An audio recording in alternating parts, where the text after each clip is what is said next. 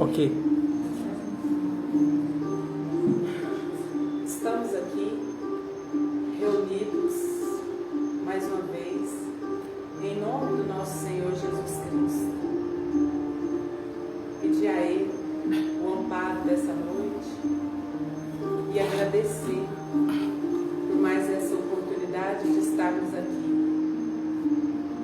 Agradecer também pelo trabalho, pela família, pelas pessoas que cruzam o nosso caminho. Pedir ao nosso Senhor Jesus Cristo o amparo, a luz que brota, Senhor Jesus, dentro dos nossos corações. Pedir a Ele também que Ele nos auxilie a ser pessoas melhores a cada dia. Nós possamos estar amando os nossos irmãos, perdoando e arrependendo, Senhor Jesus, das nossas faltas. Sabemos também, Senhor Jesus, que somos espíritos altamente endividados com a lei divina. E pedimos, nosso Senhor Jesus Cristo, que possa estar nos auxiliando, nos abençoando, nos protegendo na divina luz. E que nós possamos, Pai, seguir caminhando com a Tua luz, com o Teu amor, com o Teu carinho, com o Teu acolhimento, Senhor Jesus. Quero direcionar também a energia desta oração aos nossos anjos guardiões, para estar nos protegendo, inspirando pensamentos bons, atitudes boas. Agradecer também a presença deste nosso irmão que vem aqui, trazer essas palavras para o nosso conhecimento, Senhor Jesus. Oh Pai, muito obrigada por tudo que tem feito, Senhor Jesus. Pai nosso que estais nos céus, santificado seja o vosso santo. Venha a nós o vosso reino. Seja feita a vossa vontade. Assim na terra como no céu. O pão nosso de cada dia nos dai hoje. Perdoai as nossas ofensas. Nos ensina a perdoar Assim como nós perdoamos a quem nos tem ofendido. E não nos deixeis cair em tentações, mas livrai-nos de toda a prática do mal. Que assim seja. Palavra com o irmão Lívio.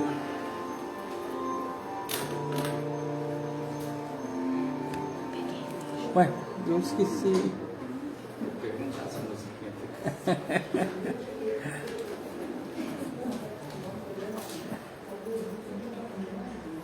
Boa noite a todos. Nosso tema hoje é Justiça da Reencarnação. Espero que façamos uma excelente reflexão. Nosso estudo está fundamentado na obra de Allan Kardec e em duas histórias, uma delas de André Luiz. Nós vamos começar de uma forma interessante e eu não gostaria de ficar falando sozinho, não. Gostaria que vocês participassem. Façamos o seguinte exercício de imaginação. Se tomássemos um recipiente, um balde, uma vasilha grande, completássemos esse recipiente com milhares de letrinhas igual nós vemos na figura, muitas letrinhas, milhares de letrinhas, e nós vamos pegar esse balde, Jotinha, nós vamos sacudi-lo. Imaginem, vocês segurando esse recipiente, sacudindo essas letrinhas, sacudindo para que isso fique aleatório, como se fosse um sorteio. De repente nós jogamos isso tudo para cima e as letras caem no chão. Eu pergunto a vocês, no entendimento pessoal, qual é a probabilidade desse universo de letras que foi misturado, essas letras foram balançadas, sacudidas, agitadas, jogadas para cima e num sorteio atiradas ao chão? Qual é a probabilidade de nós enxergarmos uma palavrinha no chão? letras que próximas formam uma palavra. Vocês acham que isso seria possível? Isso vai depender da energia daquilo que a gente... Mas esquece energia, é um sorteio, como se você jogasse dados. São muitas as letras, incontáveis letras. Eu acho que existe uma chance razoável de nós enxergarmos, através da proximidade de algumas dessas pecinhas, palavras. Tem palavrinhas pequenininhas, não tem, meus jovens? Céu, amor, Deus. Então a gente entende que é possível, não é? Pode não ser tão provável, mas possível é. Sim. Se nós repetirmos esse exercício, essa infinidade de letrinhas, sacudirmos, agitarmos, jogarmos para cima, sob a ação do vento, da ação de gravidade, e elas caem no chão, eu pergunto aos senhores, qual é a possibilidade de que letras próximas umas às outras formem frases, igual essa aqui: Deus, autor da vida? É possível, mas a probabilidade diminui muito. Vocês concordam? Seria muito difícil, mas pode acontecer. Se nós repetíssemos, impossível não é. Impossível não é. No modelo matemático, nós teríamos uma probabilidade calculada. Agora, vamos tornar a nossa simulação mais complexa. Repetindo o mesmo feito, agitando essas letras, jogando isso para cima, sob efeito de um sorteio semelhante a um lançar de dados, qual é a chance, a possibilidade, a probabilidade de nós termos um texto igual esse aqui? Nenhum. Vejam que texto belo. O egoísmo tem que desaparecer da terra, pois retarda o seu progresso moral. Eu acho que aqui, ainda que fosse possível, seria uma proporção tão ínfima, tão diminuta, tão irrisória, que nós consideraríamos que isso não seria possível. Concorda? Com certeza. E qual a probabilidade de nós repetirmos o exercício, jogarmos isso para cima e a sequência desses milhões de caracteres, dessas letrinhas, formarem um livro com uma história, com um enredo, com uma sequência lógica? Alguém enxerga a possibilidade de um efeito tão aleatório, de um autor chamado acaso produzir um fenômeno inteligente dessa magnitude? Jogar letras e cair um livro? Alguém aqui vê alguma chance? Alguém apostaria alguma coisa nisso? Nenhum de nós. Isto que eu disse aqui é um exercício que Kardec propôs. Estão vendo essa imagem? Estão vendo? O que nós estamos vendo aqui? O nada, ausência. Então eu pergunto aos senhores, quando enxergamos, vislumbramos, refletimos o universo com planetas que orbitam em torno de uma estrela, esse sistema orbita em torno de outros sistemas, funcionando assim há incontáveis anos, regidos por leis físicas, químicas, perfeitas. Qual é a probabilidade, Jotinha, disso aqui, este efeito de tamanho inteligência, ser obra do acaso? Se nós não acreditamos que o acaso criará sequer um texto, como nós vamos conceber que o acaso, que o nada, que a sorte, que o aleatório teria criado o universo? Se nenhum texto acaso cria no nosso entendimento, então nós chegamos no coração e no raciocínio ao entendimento da pergunta 27 do Livro dos Espíritos. A todos os fenômenos inteligentes, a tudo que conhecemos que está provido de articulação, tem que ter um autor inteligente. A vida tem o seu autor. O universo se constitui deste triângulo: Deus, Espírito, Matéria. Deus é o Criador, soberanamente justo, bom, perfeito em todos os seus atributos, completo e infinito em todas as suas categorias. Deus criou a matéria. Vocês estão sentados aí em cadeira, que é feito de plástico, normalmente é derivado de petróleo. Isso é matéria. Respiramos o oxigênio, que é matéria. Mas nós não somos matéria.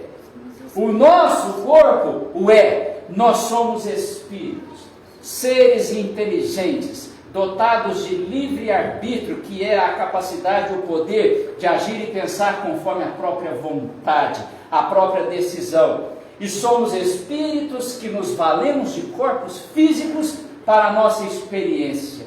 Que experiência? A experiência, a jornada do progresso, da evolução moral, da aquisição, do crescimento, do conhecimento, caminho único, indiscutível, inquestionável para a conquista da felicidade.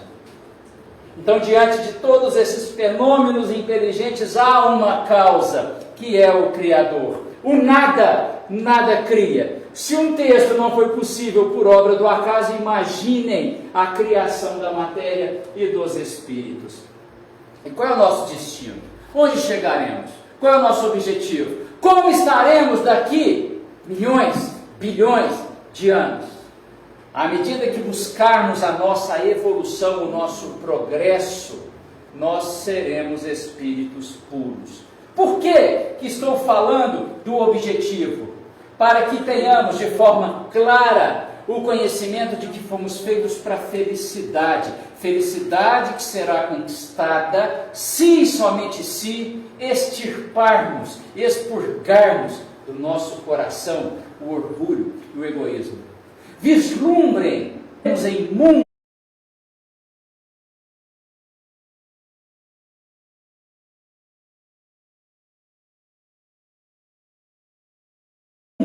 onde reina exclusivamente a harmonia, o amor, a justiça e a caridade. Não haverá mais perdões, porque nós não nos sentiremos ofendidos. Nós estaremos felizes, não com as conquistas da matéria, que, como está publicado no Evangelho de Mateus, os ladrões roubam, as traças roem. Nós teremos aquele tesouro eterno e inquebrantável de nos sentirmos com a consciência leve por estarmos diminuindo a dor alheia. A felicidade completa é quando nós estamos levantando quem está caído, alimentando quem está com fome, descedentando os que têm sede, vestindo quem está com frio. Essa é a felicidade. Nesta jornada, saindo do ponto inicial, criados simples e ignorantes, e buscando a pureza, nós temos uma trajetória extensa. E nós somos lavradores, cultivadores. Cada um aqui pode se considerar um fazendeiro. Fazendeiro do solo da vida. Estamos com sementes incontáveis e infinitas nas mãos que nós plantamos neste solo da vida. Tudo o que nós fazemos, pensamentos, sentimentos, atos, emoções, vibrações, são sementes que nós lançamos neste solo da vida. E isso produz frutos. O fruto pode ser o equilíbrio ou o desequilíbrio, a esperança ou a descrença, o movimento ou a inércia, a felicidade, a tristeza. Nós decidimos os nossos caminhos. Rumo à nossa evolução, que é uma lei. Todos nós chegaremos lá. Eu pergunto a vocês.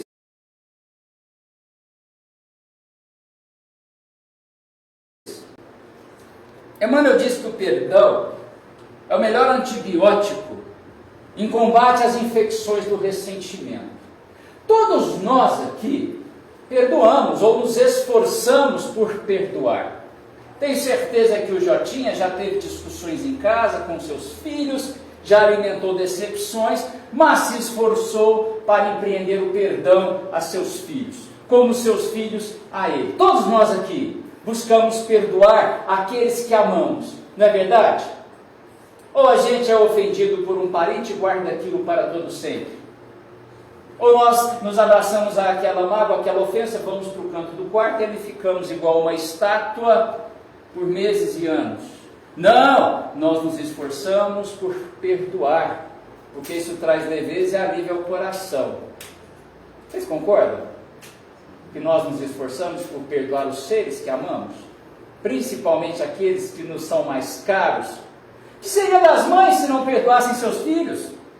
O que seria dos filhos se não compreendessem os próprios pais? Se nós, espíritos de expiações e provas, nos esforçamos para o perdão, qual é o comportamento de Deus infinitamente amoroso diante das nossas falhas?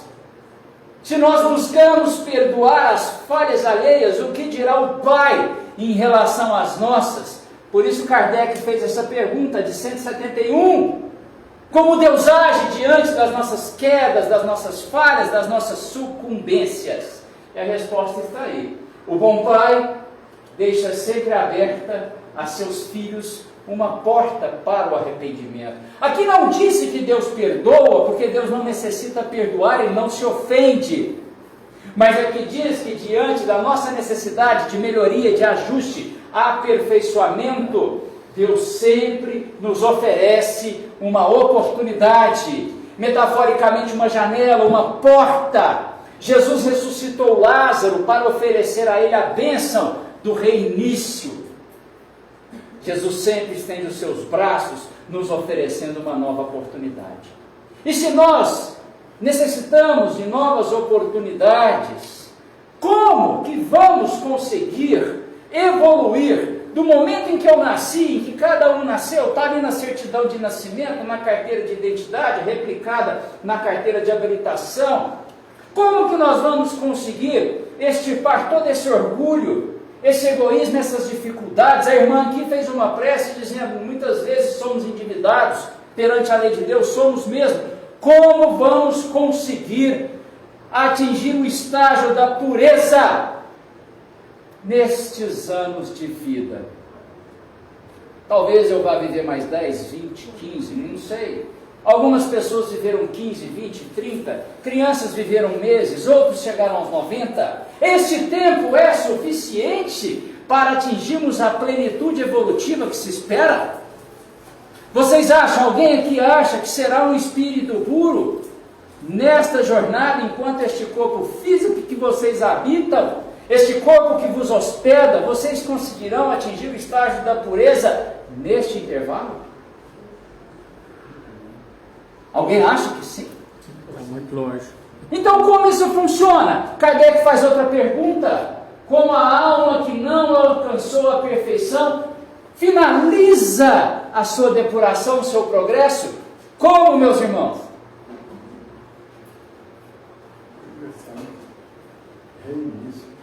Reinício, novas oportunidades. Quantas vezes se submetendo a uma nova experiência? Quantas vezes, quantas encarnações nós experimentaremos para atingirmos o estágio do pleno amor, da ausência do orgulho, do egoísmo, do sentimento puro que transforma o próximo em meu irmão? O meu conceito de família transcende e supera as paredes de tijolo da minha casa, a minha família passa a ser o universo. Quantas encarnações nós necessitaremos para isso? Quantas vezes forem necessárias. Isso é um presente imensurável de Deus. Então essas vidas sucessivas, e todos nós já tivemos centenas, talvez milhares delas, e teremos incontáveis outras, são presentes de Deus, mediante o seu imenso amor, para que tenhamos sempre oportunidade. A gente olha ao nosso redor. Fomos criados para a felicidade, mas olhamos ao nosso redor, olhamos na rua, vemos nas mídias, guerras, mortes, fomes, pandemias, muito sofrimento. Mas nós vamos nos valer do ensinamento de Emmanuel no livrinho Companheiro, capítulo 2, que nos afirma que nós nos encontramos no local, na situação, no corpo, que mais nos favorecerão o progresso de espírito, a conquista de alma. E é tão difícil aquele que não crê na reencarnação entender essa justiça. Vejam bem, como compreender a justiça de Deus? Vamos fazer aqui uma ideia hipotética. Se não existisse reencarnação, Cada um de nós foi criado no momento em que nasceu aqui, neste corpo. Como explicar as aptidões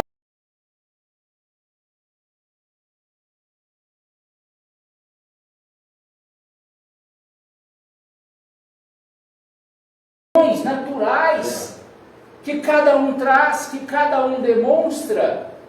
Pessoas que nascem tocando instrumentos musicais, sem nunca terem tido acesso a uma escola de música. Crianças, né? Calma, Jotinha. Traumas inexplicáveis. A pessoa nunca foi em determinado local e a imagem daquele local lhe assombra, lhe assusta. Era comum há algum tempo atrás, em Uberlândia, tinha um poliglota que versava diversos idiomas e era analfabeto, não teve oportunidade ao ensino, à instrução. Pessoas que nascem com uma desenvoltura para a pintura, para a arte. O que ele disse? Crianças que conseguem solucionar equações de altíssima complexidade em idade tenra, em idade jovem. Como explicar toda essa diferença, essa diversidade, se nós tivéssemos sido criados agora nesta vida? Como compreender esses gênios que, baseados em intuição, criam remédios? Foi assim a penicilina. Do nada veio uma ideia e criou-se um remédio. Aquela ideia onde o espírito encarnado não tinha tido acesso a conhecimento relativo àquela solução que ele sugeriu e erigiu, desenvolveu o progresso para o mundo. E mais, se nós tivéssemos tido a criação nessa vida, por que há tanta diferença moral entre os espíritos? Nós enxergamos espíritos totalmente dedicados à caridade, ao bem-estar do próximo. E enxergamos outros ainda mergulhados nos ciclos da violência. Se fomos criados agora, por que essa diferença? Nós questionaríamos a justiça de Deus. Mas não, meus irmãos, somos hoje acumulando o nosso conhecimento. Muitos aqui viveram na Europa, outros tantos na América do Norte, alguns em tribos aborígenes. Isso faz parte do nosso processo. E toda essa experiência, ela se junta, ela nunca se perde. Como seria difícil pensarmos num Deus justo, num Criador justo, que distribui as mesmas oportunidades e nos diz: criei vocês para que evoluam. E aí nós vemos crianças que tiveram pouquíssimo tempo de aproveitamento. Isso é lógico? Isso se fundamenta na fé raciocinada? E estas questões que Allan Kardec propõe, elas são incontáveis. Nós poderíamos ficar aqui formulando múltiplas teses da injustiça de Deus, quando nós partimos do princípio, do axioma de que fomos criados agora. Vamos lembrar Emmanuel. Nos encontramos naquela situação que mais nos favorece o progresso. Vou contar uma história para vocês. Uma história muito interessante. No século XIX, na cidade de São Paulo, havia um senhor muito rico, condição financeira privilegiada, e ele morava nesta mansão. Morava com quem? Só ele, sozinho, solitário. Não gostava de companhia, preferia conversar com si mesmo, um solilóquio. E este homem, vez ou outra, era visitado por alguns parentes. Ele abria um pouquinho a porta e dizia: o que você veio fazer aqui? Meu tio, eu vim te visitar. Dispenso. E fechava a porta. Outras vezes, algum vizinho, considerando o silêncio daquela casa, ia lá verificar se estava acontecendo alguma coisa com ele e falava: bom dia. E ele falava: bom dia por quê? Eu não te perguntei nada. Este homem era assim, impaciente, intolerante, em todos os momentos da sua experiência. Mas esse homem tinha uma característica muito interessante, seu Jotinha. Este homem, mesmo com essa falta de educação, essa ausência de fino trato com as pessoas, quando alguém demonstrava perto dele fome, manifestava a necessidade da ingestão de alimentos, ele sempre ofertava este alimento. Perto dele, não obstante a sua falta de educação, ninguém passava fome. Interessante, né? Ele já estava em idade avançada, em algum momento o seu corpo não resistiu, o corpo faleceu, veio a óbito, e quando o corpo vai a óbito, quando tem uma falência orgânica, espírito e seu revestimento chamado perispírito, este par desliga-se daquele corpo e nós temos uma desencarnação. Nós temos o retorno do espírito ao mundo espiritual, à erraticidade. E este senhor desencarnou, foi recebido no plano espiritual. Vejam, repetindo o que falamos alguns minutos atrás. Passado algum tempo ele recebeu um presente que o Pai, soberanamente justo, bom e amoroso, oferece a todos nós. A bênção do reinício, a oportunidade do retorno, a reencarnação. E um planejamento foi feito. Predomina em nossas experiências um planejamento carinhoso de nosso retorno. A nossa futura fase. Claro que o nosso livre-arbítrio pode vir a alterar tudo, mas nós escolhemos a nossa família, ou pelo menos somos orientados qual será a nossa condição de vida, mediante o nosso esforço, onde poderemos chegar, e a encarnação desse senhor foi planejada. O retorno dele foi ali desenhado com muito amor e carinho. E agora, eu disse que eu não queria falar o tempo todo sozinho, agora eu convido vocês, como técnicos de preparação reencarnatória, que sugiram como seria o retorno deste homem à vida material, considerando a sua necessidade, o que ele precisa aperfeiçoar. Qual seria a experiência que lhe traria valia espiritual? Alguém poderia sugerir uma reencarnação para ele?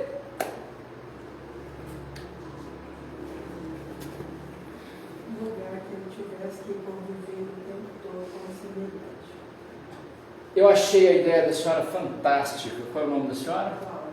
Cláudia. Realmente ele demonstrou uma impaciência de conviver, né, das relações sociais, reencarnando no meio, de forma compulsória, onde tivesse que interagir com pessoas, isso lhe traria aprendizado. Fantástico. Mais alguma ideia?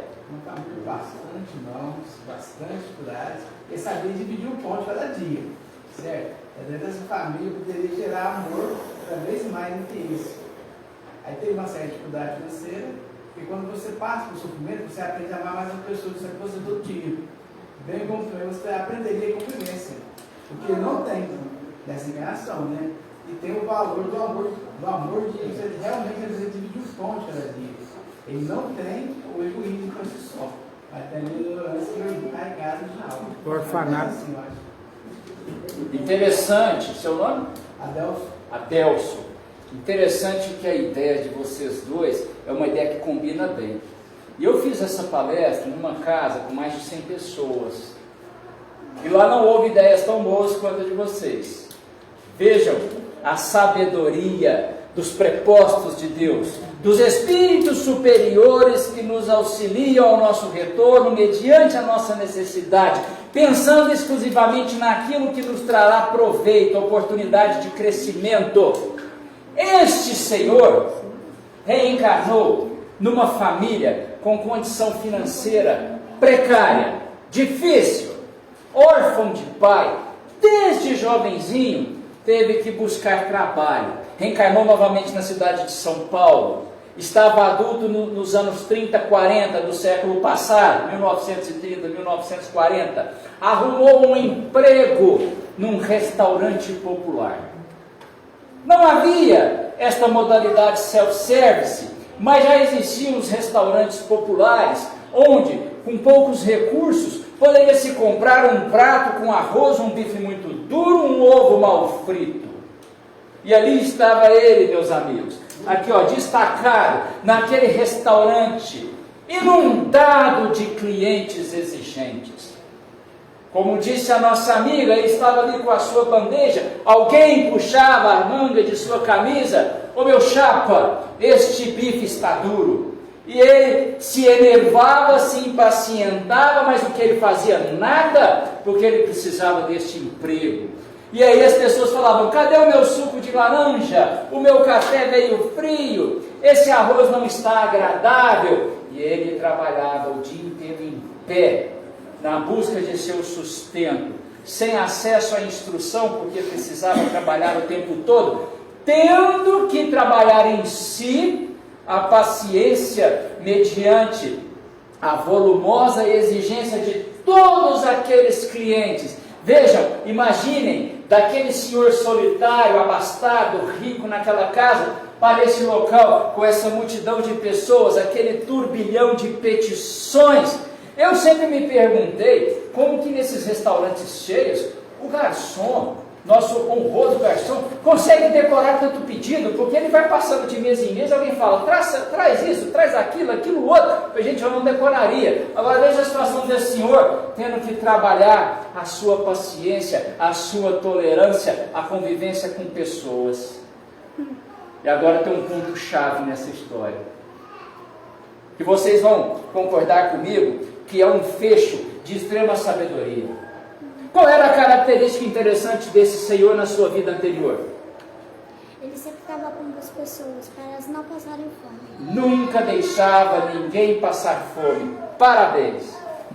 Quando este restaurante fechava, ele com as suas pernas doridas, doloridas, os pés doendo de ter ficado em pé tanto tempo, a cabeça cheia de tantos incômodos dos clientes, quando esse restaurante fechava, todos os trabalhadores se reuniam na cozinha e jantavam o que sobrou naquele dia, porque fome este Senhor jamais passará.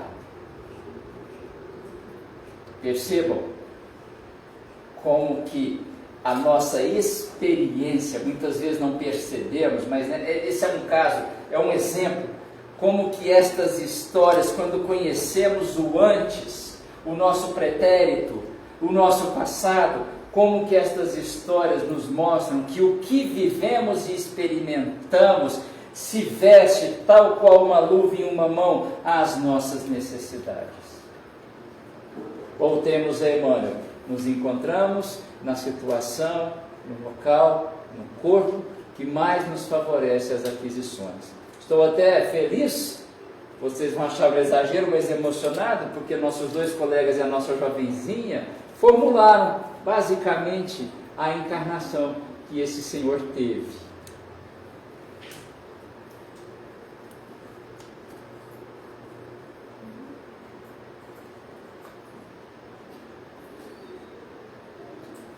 Vocês já leram o livrinho Boa Nova? Conheceram? Já viram? Boa Nova fala da vida de Jesus, ditada pelo Espírito Humberto de Campos, na psicografia de Chico Xavier. Veja o que Jesus disse: ainda que ficasses privado dos olhos e da palavra, das mãos e dos pés, poderia servir a Deus com paciência e coragem. Somos espíritos, pensamos, sentimos, vibramos, amamos, nós construímos. Temos a veste material como um instrumento desta jornada, mas preponderam a nossa mente e o nosso coração. Não obstante a dificuldade, essa dificuldade é aquilo que nos oferecerá oportunidade de melhoria. Não obstante essa dificuldade, nós podemos vencer sob o contexto do Espírito. Vejam essa história, mais uma delas. Em 1939, nasce uma criança de nome Luiz. Menino alegre, menino altivo, menino peralta, todo mundo chamava de Luizinho.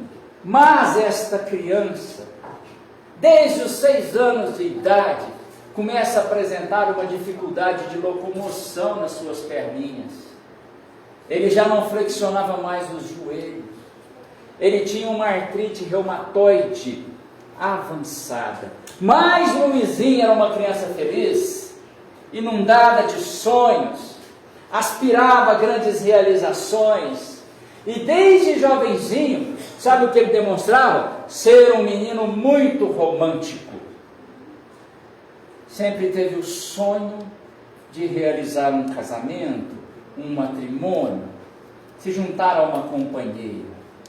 Mas este probleminha nas suas pernas, que não lhe prejudicavam a sua alegria, mas lhe agrediam o corpo, o levaram aos 18 anos ao estacionamento numa cadeira de rodas.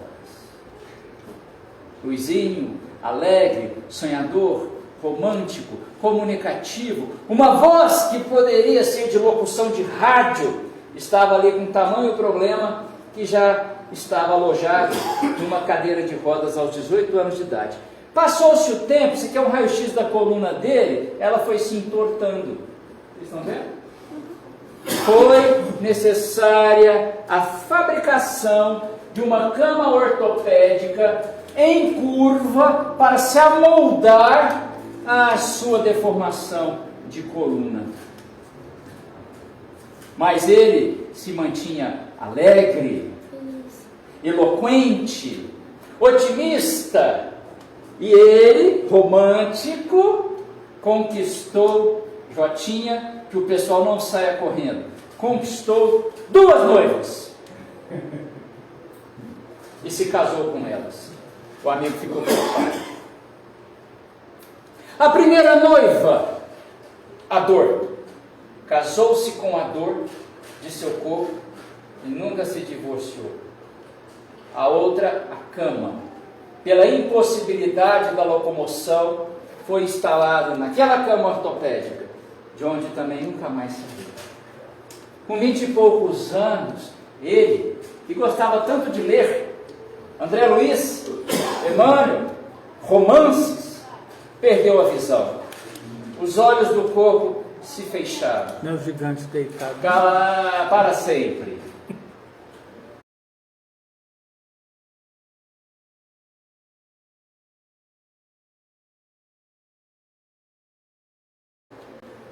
Mas seus amigos não lhe faltavam. E eu sou amigo de um amigo dele, que à beira daquela cama em curva liam para ele, e ele se deleitava com aquele conhecimento. Seus amigos então traziam essa alegria. Luizinho passou 32 anos preso numa cama, casado com a dor, em consequência dessa artrite reumatoide progressiva. Lembrem do que Jesus falou. Jesus disse: ainda que eu não tenha a visão dos olhos materiais, ainda que eu não consiga me locomover, eu posso realizar muito. E Luizinho obedecia, acreditava, se fiava nessa diretriz. Amigos inteligentes tiveram uma ideia. Ele leva tanta alegria, tanto otimismo às pessoas, que nós vamos adquirir uma Volkswagen Kombi. E meus irmãos, eu não trabalho para a Volkswagen, não estou ganhando nada por falar desse veículo, mas adquiriram esse veículo, esse utilitário, para colocar o seu leito na Kombi, viajar pelo Triângulo Mineiro, onde ele ia às casas espíritas para levar esperança. Aquele homem deitado, cego, doente do corpo, sadio de alma, ele acalentava os que eram sadios de corpo e doentes de alma. Daquela cama, ele promoveu a construção de várias casas espíritas, gráfica espírita, inclusive para publicar alguns livrinhos de sua autoria, creches espíritas, sempre com a mensagem de conforto e acalento, Estamos aqui falando da reencarnação, essa bendita oportunidade, e dizendo, parafraseando Emmanuel, que estamos na situação que mais nos oferece oportunidade de melhoria. E este espírito, este homem, abraçou essa diretriz. As pessoas, quando o viam naquela situação, ficavam até incomodadas com tamanha dor.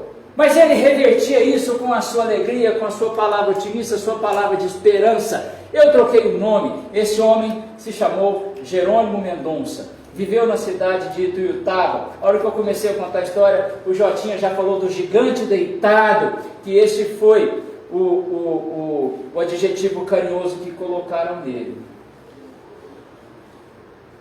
Mas, meus irmãos, 3.500 anos atrás, nós já tivemos incontáveis jornadas. Passamos hoje o que nos é necessário, mas sempre em consequência das sementes que plantamos. Estamos colhendo os frutos, os benefícios, os resultados de tudo que já fizemos. 3.500 anos atrás, na cidade de Mênfis, no Antigo Egito, havia um príncipe. Esse príncipe se chamava Horensebe. Estamos falando de 500 anos antes de Moisés, que veio aproximadamente 1.200 anos antes de Cristo. Este príncipe tinha uma ilusão da vida eterna, mas ele não entendia que a vida eterna é a perenidade do espírito. Nosso espírito viverá para sempre, não o corpo. O corpo é um santuário sagrado que nos oferece uma bênção de experiências redentoras. Mas o corpo é perecível, o espírito não é. E ele buscava o elixir da vida eterna para o corpo, na sua ilusão, num processo obsessivo. Aliando-se a um feiticeiro, que era alguém que estudava o ocultismo, eles sacrificaram algumas moças para desenvolver uma poção, que não traria efeito nenhum para o corpo, a não ser muita dor e sofrimento. O nosso irmão Jerônimo, que tanta luz irradiou, que tanta bênção distribuiu 3.500 anos atrás, foi este príncipe. No decurso do tempo experimentou tantas encarnações até se tornar forte o suficiente em espírito, como diz Emmanuel, naquela situação que lhe traria proveito para mostrar para todos nós como enfrentar a dificuldade, a bem-aventurança dos aflitos, a justiça da reencarnação, sempre sob o toque do infinito amor de Deus. Aquela oportunidade, naquela cama, com aquela dor, enseguecido, mas levando a todos nós uma infinitude de bênçãos. Cada um aqui experimenta algum problema. E diante dessa dor, diante daquele choro que muitos não veem porque ele é interno, aquelas lágrimas que não caem, mas machucam o coração, pensemos nisso. Estamos experimentando aquilo que nos ofertará oportunidade de crescimento espiritual. Estamos nos redimindo de falhas, de momentos que remetem a um passado muito longínquo. Quando temos força para isso, porque Deus espera a nossa sustentação para carregar o fardo necessário. E assim foi Jerônimo. Uma vez, numa casa espírita, chega ele carregado naquela cama em curva, e as pessoas ali preocupadas, condoídas, e ele com a sua voz retumbante, quem quiser procurar no YouTube tem palestra dele, diz o seguinte: alguém toque uma música, porque aqui está um clima de velório. Sempre levava alegria e esperança, uma oportunidade, reencarnação, bênção do reinício, experimentando o que necessita, mas vivendo com dignidade espiritual e vencendo as próprias dificuldades. Meus irmãos, era isso que eu queria trazer para vocês hoje. Tínhamos mais duas histórias, evidentemente eu não tenho mais tempo. Fica para uma outra oportunidade. Parabéns novamente a vocês que planejaram a encarnação. Se vocês desencarnarem antes de mim, acho que não vai acontecer, planejem a minha, porque vocês são bons mesmo. Podia aproveitar e fazer a oração para nós, para passar para outra. falei tanto, Jotinho, será que alguém não quer fazer? Não. Sem problema nenhum. Vamos lá. Alguém predispõe a fazer?